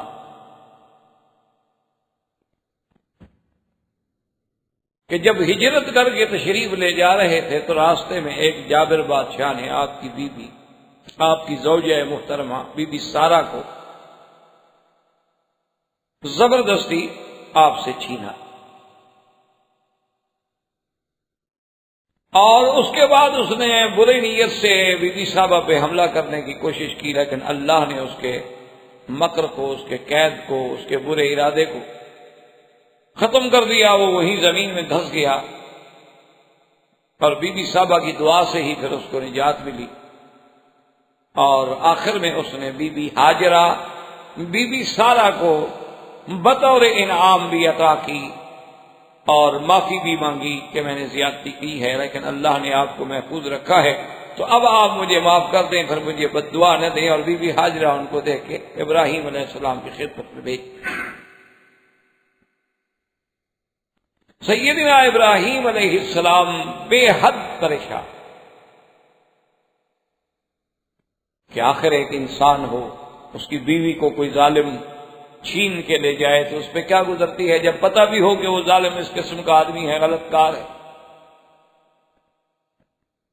تو بی بی سارہ جب واپس آئیں تو سیدنا ابراہیم علیہ السلام نماز کی کیفیت میں تھے، اور اسی طرح بعض روایات میں آتا ہے کہ آپ نے اشارہ کیا کہ ماہیم کیا ہوا، تو بی بی سارہ نے عرض کیا کہ ان اللہ رد کید الکافر فی نہرہ، اللہ نے اس کافر و ظالم کی مکر کو اسی پہ لوٹا دیا ہے، اللہ نے مجھے محفوظ رکھا. جب ابراہیم علیہ السلام فارغ ہوئے تو بی بی سارہ نے سارا واقعہ سنایا، ساری کیفیت سے آگاہ کیا، اور یہ بھی بتلا دیا کہ انہوں نے اب تو ہمیں بی بی ہاجرہ جو ہے وہ بھی ساتھ میں انعام میں دی ہے. یہ بی بی ہاجرہ جو ہے یہ مصریہ ہے اور قبطیہ، اور یہ بھی بہت بڑے خاندان سے تعلق رکھتی ہیں. یہ کوئی باندی یا کنیز یا غلام نہیں تھی، مملوک نہیں تھی، لیکن جب باپ نے اپنے قبضے میں رکھا ہوا تھا تو بی بی ہاجرہ کے پاس اب بی بی صاحبہ کی خدمت میں بی بی ہاجرہ آ گئی بی بی سارہ کے ساتھ، اور ابراہیم علیہ السلام ان کو لے کے اپنے سفر پہ روانہ ہوئے. اور اسی ضمن میں ایک بات آئی تھی جو حدیث صحیح میں بھی موجود ہے کہ سیدنا ابراہیم علیہ السلام نے زندگی میں کبھی جھوٹ نہیں بولا الا ثلاث کذبات، مگر 3 مقام. اور وہ 3 مقام کون سے ہیں؟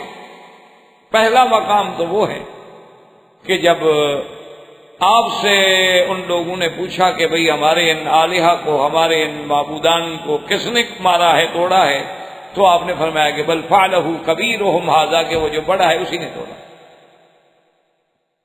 تو یہ بھی ایک قسم کا جھوٹ ہے. آپ نے حالانکہ توڑا تو ابراہیم علیہ السلام نے خود ہے. اور دوسری بات یہ تھی کہ جب قوم آئی ان کو دعوت دینے کے لیے کہ آپ ہمارے ساتھ عید پہ چلیں، ہمارے ساتھ جشن میں شریک ہوں، فنظر نظرۃ فی النجوم فقال انی سقیم، آپ نے آسمان کے تاروں کی طرف دیکھا اور کہا کہ میں تو بیمار ہوں، حالانکہ بیمار نہیں. اور تیسری بات جو ہے سیدنا ابراہیم علیہ السلام کے بارے میں کہی گئی کہ جب اس جبار بادشاہ نے آپ کی بیوی کو پکڑا تو آپ نے یہ بات بتلا دی تھی کہ اگر وہ تم سے پوچھے کہ تم کون ہو تو بتلا دینا کہ میں بہن، کیونکہ مجھ سے پوچھا ہے کہ تمہارے ساتھ کون ہے تو میں نے کہا ہے کہ میری بہن ہے. تو تم نے بھی یہی بات کہنی، حالانکہ وہ بہن نہیں تھی. تو گیا، لہذا یہ صحیح حدیث مبارک میں ہے اور اس میں لفظ بھی یہی آتے ہیں کہ ثلاث کذبات، بھئی یہ 3 جھوٹ ہیں بہرحال. لیکن ایک بات یاد رکھیں محدثین نے اور علماء نے، مفسرین نے، جن کو اللہ نے قرآن و حدیث سے ایک نسبت اور اس کی فہم عطا فرمائی ہوتی ہے اپنی رحمت سے، انہوں نے کہا ہے کہ یہ بطور ظاہر تو کہا گیا کذب، ورنہ حقیقت میں یہ کذب نہیں تھا، اللہ کے نبی تو معصوم ہوتے۔ اگر اللہ کا نبی نعوذ باللہ اس سے جھوٹ بولنا ثابت ہو جائے تو پھر اعتبار کیا ہے اس کا؟ پھر تو اس کی ساری دعوت کا قصہ ہی ختم ہو جاتا ہے کہ ہو سکتا ہے نعوذ باللہ یہ بھی جھوٹ بول رہے ہیں۔ تو انہوں نے کہا کہ یہ چیزیں ایسی ہوتی ہیں کہ جن کو ظاہر میں یعنی اعتبار ظاہر تو کہہ دیا جاتا ہے کذبات، لیکن حقیقتاً اگر ہم اس پہ غور کریں اور فکر کریں تو وہ کذبات نہیں ہیں۔ جیسے کہ یوں سمجھیں کہ سیدنا عمر رضی اللہ تعالی عنہ نے رمضان المبارک کے مہینے میں یہ دیکھا کہ کچھ لوگ ایک حافظ کے پیچھے کھڑے ہیں 4 آدمی، اور کچھ وہاں 5 کھڑے ہیں اور 10 کھڑے ہیں اور 2 کھڑے ہیں۔ تو حضرت عمر پہ بڑی عجیب بات گراں گزری، انہوں نے کہا کہ عجیب بات ہے، رمضان المبارک کا مہینہ ہے اور ہر آدمی اپنی اپنی 4 آدمی لے کے کھڑا ہے، کوئی اچھی بات نہیں لگتی۔ لو جمعنا علی امام واحد، اگر ہم سب کو ایک امام پہ اکٹھا کر کے کھڑا کریں تو کتنی بڑی جماعت ہوگی۔ تو امیر المومنین رضی اللہ تعالی عنہ نے حضرت عمر نے ابی ابن کعب جو سب سے بڑے قاری تھے قرآن کے، ان کو بلایا اور کہا کہ مہربانی فرمائیں کل سے آپ تراویح پڑھا دیا کریں، اور تمام صحابہ کو حکم دے دیا ابھی تراویح صرف ابی ابن کعب کے پیچھے ہوگی، بعد میں اگر کسی نے قرآن پڑھنا ہے منزل پڑھنی ہے اپنی پڑھتا رہے، لیکن تراویح جو ہے وہ صرف حضرت ابی ابن کعب کے پیچھے ہوگی۔ اب جناب جب دوسری رات آئی اور حضرت ابی ابن کعب نے تراویح پڑھانی شروع کی اور اتنی بڑی مسجد حضور پاک کی مسجد بھر گئی، تو حضرت عمر خوش ہوئے، فرمایا کہ ماشاءاللہ دیکھیں نا آج کتنا اللہ کی عبادت کا منظر آ رہا ہے، نعمت البدعۃ ھذہ، کہ بھی یہ بڑی اچھی بدعت۔ اب حالانکہ اس پر لفظ تو بدعت کا اطلاق کیا گیا، لیکن اگر وہ بدعت حقیقی معنوں میں بدعت ہے جو سنت کے مقابلے پہ ہوتی ہے تو اچھی کیسے ہو سکتی ہے؟ جو چیز سنت کے مقابلے پر ہو، نعوذ باللہ ثم نعوذ باللہ، کل بدعۃ کل محدثۃ بدعۃ وکل بدعۃ ضلالہ، وہ تو ہر بدعت گمراہی ہوتی ہے، وہ اچھی کیسے ہو سکتی ہے؟ اور پھر خلیفہ ثانی حضرت عمر جو حکم کریں وہ تو سنت ہے، علیکم سنتی و سنت الخلفاء الراشدین المہدیین، سرکار دو جہاں نے فرمایا کہ میری سنت اور میرے خلفاء کی سنت کو مضبوطی سے پکڑو۔ ابو بکر عمر کا تو حضور نے باقاعدہ نام لے دیا کہ فاقتدوا بالذین من بعد ابی بکر و عمر، کہ میرے بعد اگر کسی کی اقتداء کرنی ہے تو ابی بکر و عمر کی اقتداء۔ اس کا کام کیسے بدعت ہو سکتا ہے؟ اور پھر جب مسجد میں نماز پڑھنے والے کون ہیں؟ صحابہ، پڑھانے والا کون ہے؟ صحابی۔ تو جب سارے صحابہ کسی مسئلے پہ اکٹھے ہو جائیں اور اعتراض نہ کریں تو اجماع صحابہ ہو گیا۔ اجماع صحابہ کا تو وہی مقام ہے جو سنت رسول کا مقام ہے، تو وہ بدعت کیسے ہو سکتا ہے؟ تو اس لیے بات سمجھیں کہ بدعت کا معنی ہوتا ہے نئی چیز۔ تو حضرت عمر نے فرمایا کہ ہے تو نئی چیز نا، کہ جی پہلے ہر کوئی علیحدہ علیحدہ پڑھتا تھا اور آج ماشاءاللہ ایک امام کے پیچھے کھڑے ہو کے تراویح پڑھی جا رہی ہے، ایک نئی چیز ہے لیکن ہے بہت اچھی۔ اس سے مراد وہ لغوی بدعت مراد ہے، اصطلاحی اور شریعت والی بدعت مراد نہیں۔ اچھا، اسی طرح بات ہوتا ہے، اس کو کہتے ہیں توریہ فی الکلام، یعنی اپنی بات کو ایسے انداز میں کریں کہ دوسرے کو سمجھنے میں مشکل پڑ جائے، تو اس کو کہتے ہیں توریہ۔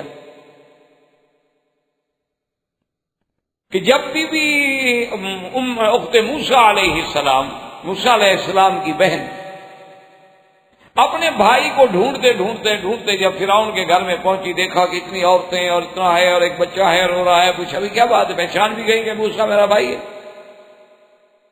پوچھا بھی کیوں رو رہا ہے؟ انہوں نے کہا کسی کا دودھ نہیں پیتا بچہ۔ کتنی دائیاں بلائی گئیں، کتنی عورتیں بلائی گئیں، کتنی مرضیاں بلائی گئیں، دودھ والی خواتین کو طلب کیا گیا، بچہ منہ نہیں لگاتا اور بھوکا ہے، رو رہا ہے۔ تو بی بی صاحب نے کہا کہ اچھا میں تم کو ایک گھرانے کے بارے میں خبر دیتی ہوں، وَلَدُلُّكُمْ إِلَىٰ أَهْلِ بَيْتٍ يَدْخُلُونَ، ایک گھرانے کے بارے میں خبر دیتی ہوں، ہم لَهُ ناصحون، اور وہ گھرانہ اس کو سنبھال لے گا، وہ بیوی بڑی صالحہ ہے، بڑی نیک ہے، اور وہ خیر خواہ بھی ہے۔ آپ بیوی کے منہ سے نکل تو گیا نا کہ ہم لَهُ ناصحون، وہ گھرانہ جو ہے موسیٰ علیہ السلام کا خیر خواہ ہے۔ تو فرعون تو بڑا کایا تھا، اس کو تو فوراً شبہ ہو گیا، اس نے کہا اس سے پوچھو اس کو کیسے پتا ہے کہ وہ گھرانہ اس بچے کا خیر خواہ ہے؟ اس کا مطلب ہے بچے کو جانتی ہے کہ ہمیں پتا ہے کس کا بیٹا ہے۔ تو اب جناب وہ تفتیشی افسران جو ہوتے ہیں آگے، شاہ کے وفادار جو شاہ سے زیادہ خوش آمدی ہوتے ہیں، وہ جناب جب آگے بڑھے تو انہوں نے کہا کہ کیسے تمہیں پتا لگا؟ آخر تم نے یہ جو کہا، اس نے کہا تم سمجھے ہی، میں نے کہا ہم لہو ناصحون، یعنی فرعون کا خیر خواہ ہے وہ گھرانہ، میں نے یہ تھوڑا کہا کہ موسیٰ علیہ السلام کا خیر خواہ ہے، میں نے کہا ہم لہو ناصحون۔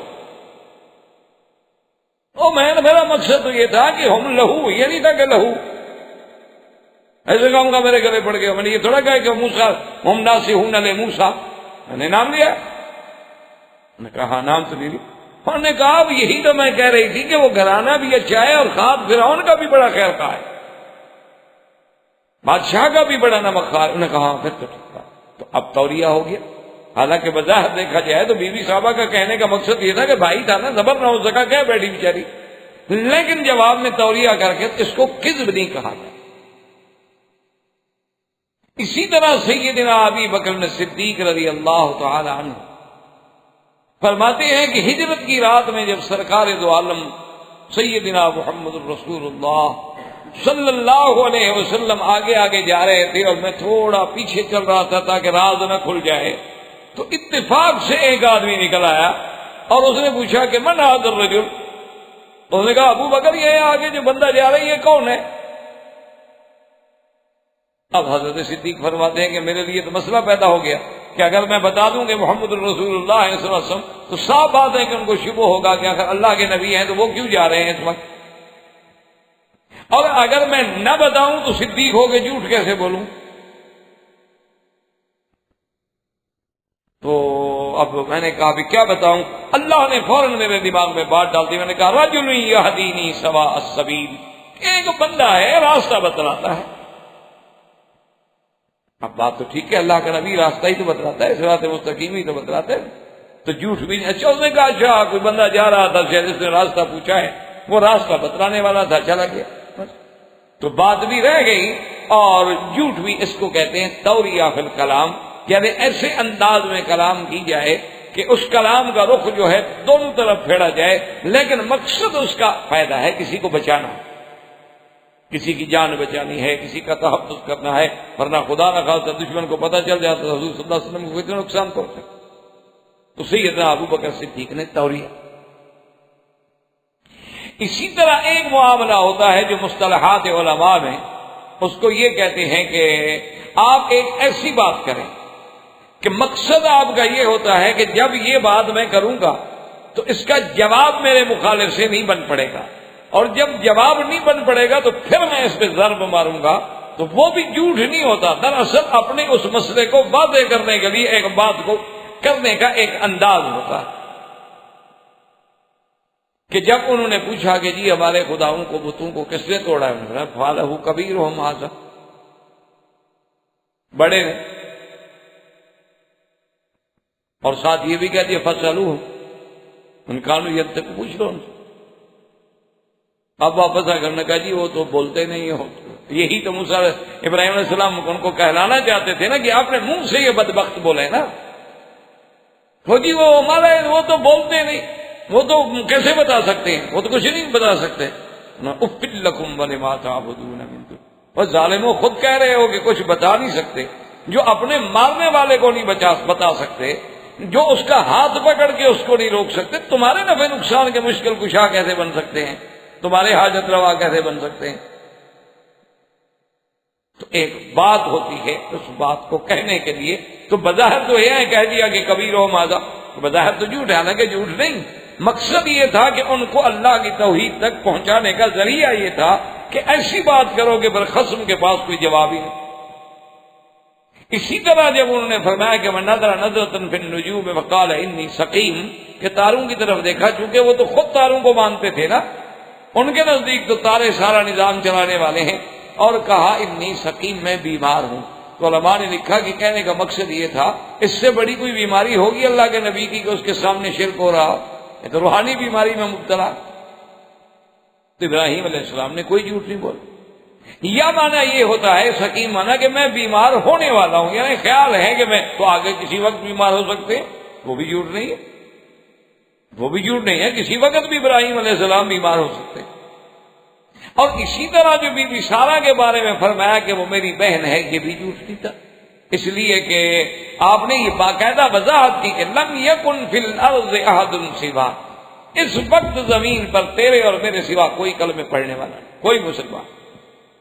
تو جب ہم دونوں ہی مسلمان ہیں صرف، تو صاف بات ہے کہ اسلام کا رشتہ تو یہی ہے کہ انما المؤمنون اخوۃ، کہ ہر کلمے پڑھنے والا ایک دوسرے کا بھائی ہوتا ہے، اس اعتبار سے اس کو بہن کہنا کوئی حرام نہیں۔ اسی طرح اگر دیکھا جائے تو ہر آدمی بھی حضرت آدم و حوا کی اولاد ہے، تو اس لحاظ سے بھی ایک باپ ایک ہی ماں ہے ہم سب کے۔ اگر مادہ بعیدہ دیکھا جائے تو باپ بھی ایک ہے اور ماں بھی ایک ہے، مادہ قریبہ دیکھا جائے تو باپ اور ماں الگ الگ ہو جائیں گے۔ اس لیے یہ بھی ابراہیم علیہ السلام کا جھوٹ نہیں تھا، بلکہ ظاہری شکل جو تھی اس کو کذب کے ساتھ استعمال کیا گیا، ورنہ اللہ کے نبی جھوٹ سے پاک ہوتے ہیں، ہر گناہ سے پاک۔ سیدنا ابراہیم علیہ السلام جب روانہ ہوئے تو اس کے بعد آپ نے اپنے اللہ سے دعا، وقال انی ذاہب الی ربی سیہدین رب هب لی من الصالحین فبشرناہ بغلام حلیم۔ جب آپ ہجرت کر کے چلے پھر آپ نے اللہ سے دعا مانگی کہ میرا مولا مہربانی فرمائے مجھے بھی وہ بچہ تھا، لیکن لڑکا ہو اور حلیم حلم والا۔ اللہ تبارک و تعالیٰ نے آپ کی دعا جو تھی اور دعا مانگی کہ رب ہب لی من الصالحین، چونکہ اولاد صالح ہو تو نعمت ہے، ورنہ وہی اولاد آدمی کے لیے زحمت۔ اسی لیے بعض روایات میں آتا ہے کہ احیاناً کہ آدمی بہت اچھا ہوتا ہے لیکن ہلاک علی ید ولدہ، اولاد کی وجہ سے برباد ہو جائے، ہلاک علی ید اصدقائہ، دوستوں کی وجہ سے برباد ہو جائے، حالانکہ خود بہت اچھا۔ تو اس لیے آپ نے دعا مانگی۔ اس سے ہمیں سبق ملا کہ جب بھی آدمی دعا مانگے تو اللہ سے اولاد صالح مانگے، اور اگر اولاد موجود ہے تو ان کی صلاح مانگے کہ اصلح لی فی ذریتی انی تبت الیک و انی من المسلمین۔ چونکہ اگر بچوں میں صلاح ہے تو پھر پورا گھر سمجھو آپ کا کامیاب ہے، اور اگر بچوں میں بگاڑ ہے تو گھر برباد ہو گیا، کوئی نسل تو اسی سے چل گئی۔ اللہ تبارک و تعالیٰ نے آپ کو بشارت فرما، اور اس کا قصہ یہ ہوا کہ ایک دن بی بی سارہ نے خود سیدنا ابراہیم علیہ السلام سے فرمایا، عرض کیا کہ حضرت یہ جو مجھے باندھی دی گئی ہے بی بی ہاجرہ، میں یہ آپ کو ہبہ کرتی ہوں، میں آپ کو ہبہ کر دیتی ہوں، تو لہذا آپ کی گنیر ہو گئی یا میری تو نہ رہی، تو میرا خیال یہ ہے کہ آپ اس کے ساتھ رشتہ ازدواج قائم کریں، ہو سکتا ہے اللہ ہمیں اس سے اولاد دے دے۔ مجھ سے تو اولاد ہوئی نہیں، 10 سال گزر گئے اور بی بی سارہ سے کوئی بچہ نہیں ہوا۔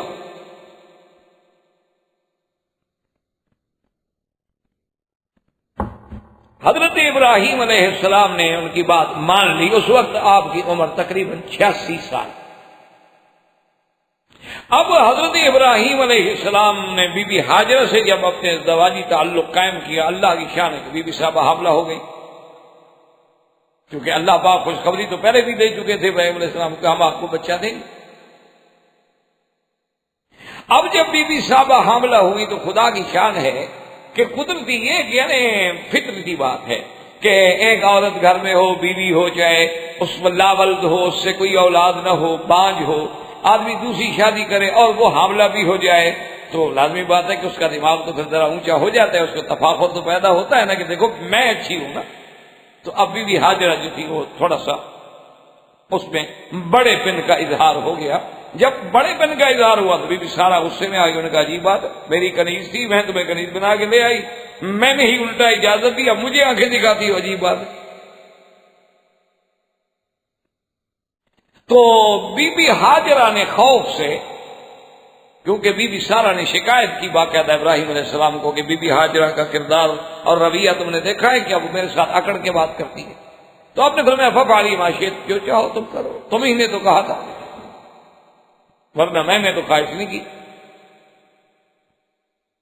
تو بی بی ہاجرہ جو ہے وہاں سے اس مقام سے چلی گئی. ایک مقام تھا وہاں پہ چشمہ تھا، پانی تھا، تو وہاں بی بی صاحبہ چلی گئی. ایک دن وہاں اکیلے بیٹھی ہیں کہ اللہ نے ایک فرشتے نے آگے خبر دی، فرمایا کہ بی بی کیوں گھبرا رہی، پتا ہے کہ تمہارے بطن میں کون ہے؟ تمہارے بطن میں جو بچہ ہے وہ تو بڑی شان والا بچہ ہے، اور اس کی ذریت میں اللہ ایسی عظیم شخصیتیں پیدا کرے گا جو مشارق الارض و مغاربہا، مشرق اور مغرب تک جن کا دبدبا ہوگا اور حکومت ہوگی. تم تو اتنے بڑے بیٹے کی ماں بننے والی ہو، تم کیوں چھوٹی چھوٹی باتوں میں گھبرا رہی ہو؟ اور ساتھ یہ بھی بتایا کہ فَإِذَا وَلَدْتِهِ، کہ جب وہ بچہ پیدا ہو فَسَمِّيهِ اسماعیل، اس کا نام بھی اسماعیل رکھنا. تو بی بی صاحبہ کو بڑی تسلی ہوئی. اب بی بی صاحبہ واپس آ. اسی دور میں کچھ روایات یہ بھی آتی ہیں کہ ایک دن بی بی سارہ کو پھر غصہ آیا. پھر جو غصہ آیا تو انہوں نے کہا کہ واللہ لاقطعن، خدا کی قسم ہے کہ میں بی بی ہاجرہ کے 3 اعضاء جو ہے نا کسی وقت موقع ملا تو کاٹ دوں.